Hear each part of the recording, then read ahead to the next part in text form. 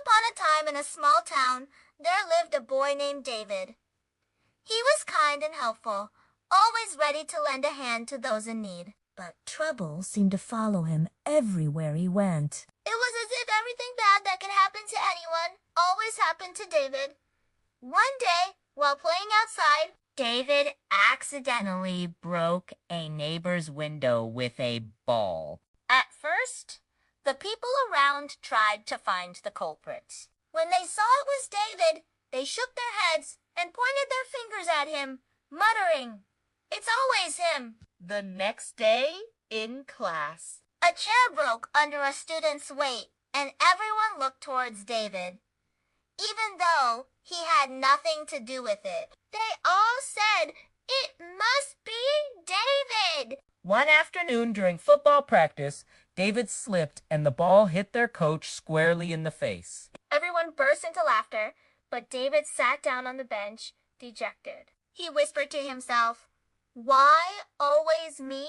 That evening, David was telling his grandmother about everything that happened that day. She listened patiently, and when he finished, she smiled and said, "Sometimes life tests those with strong hearts.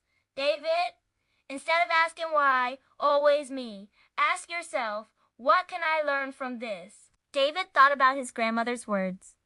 He realized that complaining wouldn't change anything. So he started paying attention to what was happening around him. He observed how others reacted when things went wrong and noticed that many responded with anger or sadness. But these negative feelings only made them feel worse. He also noticed that some people chose to keep calm and solve the problem. They didn't blame others or complain about their bad luck. Instead, they took responsibility and fixed the situation. The next time something went wrong, David didn't just sit there and blame his bad luck.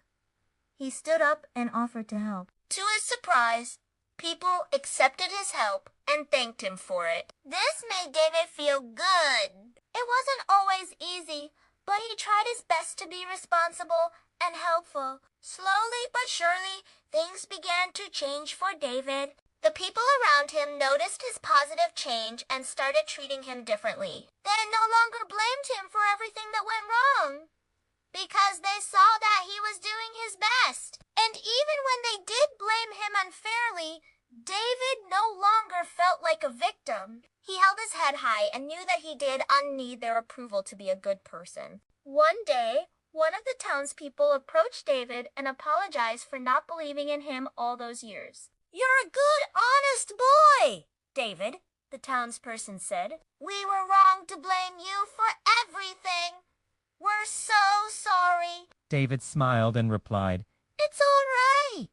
I understand. I was young and sometimes I made mistakes. But now I know that being kind and helpful is more important than other people's opinions." From that day on, everyone in town treated David with respect and admiration. They had been wrong to blame him for everything that happened, and they were grateful for his forgiveness. As for David, he continued to be the kind, helpful boy that he had always been. He learned that being a good person is more important than other people's opinions, and that no matter what happens, he should always stay true to himself.